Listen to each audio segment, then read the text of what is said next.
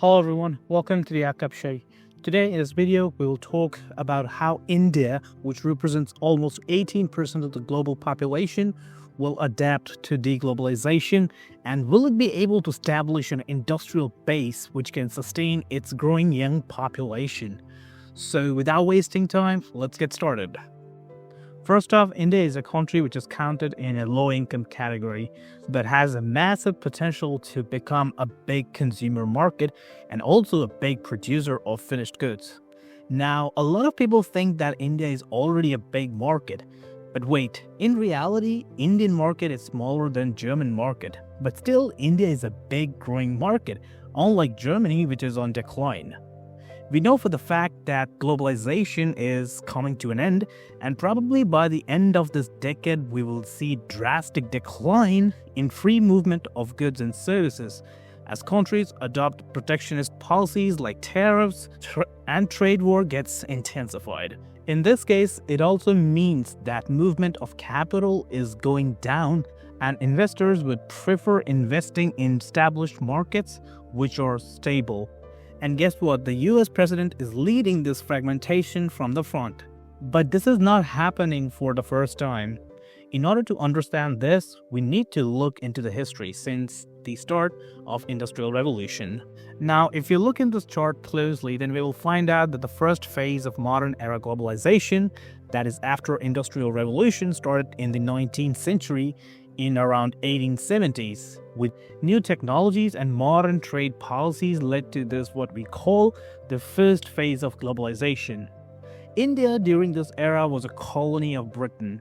So Britain made sure that India becomes their market, and in order to achieve that, Britain has to deindustrialize India. Actually, India was a big exporter of many finished goods like textile and leather. By probably the mid-19th century, India became a net importer of finished goods from net exporter of finished goods.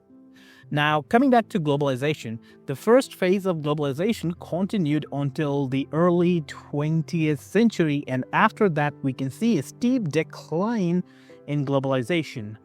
Reason was World War I and World War II.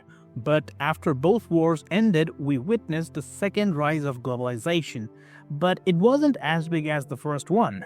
Now, in this period, India got its independence from Britain, but India wasn't ready to take part in the globalization. India continued to remain an agrarian and closed economy. By late 1970s, China opened up its economy, and that was the point when we saw acceleration in second phase of globalization. China promised to provide skilled, disciplined, and cheap labor to Western and Japanese companies, and they kept their promise. Meanwhile, India continued to remain a closed socialist economy, which wasn't manufacturing anything. But finally, after the Cold War ended, India decided to open up its economy to the world and also to globalization. Throughout 1990s, we saw upward trend in globalization. Now, after India opened up its economy, India made one big mistake. India adopted service sector as a main pillar for its economy. Problem with adopting service sector was that India is a very big country with massive population. Service sector did create wealth for India, but it failed to establish a middle class in large quantities, which is a backbone of any economy and country. Now, the post-Cold War globalization showed growth until 2008 financial crisis, but after that we saw that globalization got stagnated. There wasn't much growth reported, and markets around the world started saturating, and since COVID, or probably before that, we started seeing noticeable decline in globalization. Currently, we are witnessing major economies, especially the US, trying hard to deglobalize, as according to Donald Trump, globalization has played a key role in creating trade deficit and job losses for the US. Hence, we are now seeing countries aggressively implementing protectionist policies, which wasn't the case before. This means countries are now choosing to localize the manufacturing and supply chain. Now, coming back to India, 18% of the world's population. So, As deglobalization kicks off, this is the first time in the last 200 years that manufacturing has become very important for India, because no one's gonna give goods and services for free if you don't have anything to offer in return. This phase of deglobalization will last for several decades, or probably even for throughout the century and beyond. This makes manufacturing and localization for all the major economies a priority, and India is a major economy. If India can somehow manage to turn on the engines of industrialization and manufacturing by the end of this decade, then it will be a powerhouse in its own way.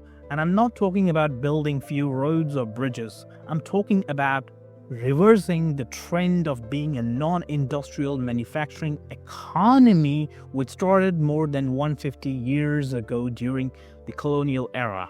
However, this is not an easy task at all. India has a massive shortage of labor which are required for manufacturing. India has a trade deficit with 9 out of top 10 trading partners, and this trade deficit is widening each year. India is a country that has not ventured into manufacturing for more than 150 or probably 200 years now. I mean, India is a great civilization, but for the last 1.5 centuries, it has been an insular state with massive dependency on imports.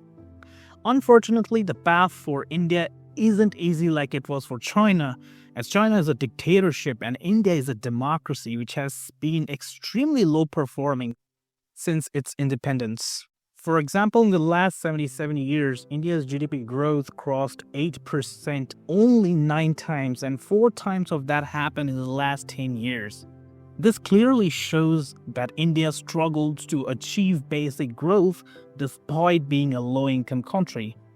As deglobalization accelerates and foreign capital dries up, it's very tricky yet very important for India to somehow manage to start the engine of manufacturing. Now, if India fails to do this and stays as a service economy, then that will create a massive scarcity in Indian markets, which will ultimately lead to socio-political distress. We are no longer in the era of 1990s or even early 2000s, where service had a scope and was seen as a major wealth generator. So that's about India in the globalized world. If you found this analysis insightful, then don't forget to like and subscribe. Until then, keep learning and keep smiling. Peace out.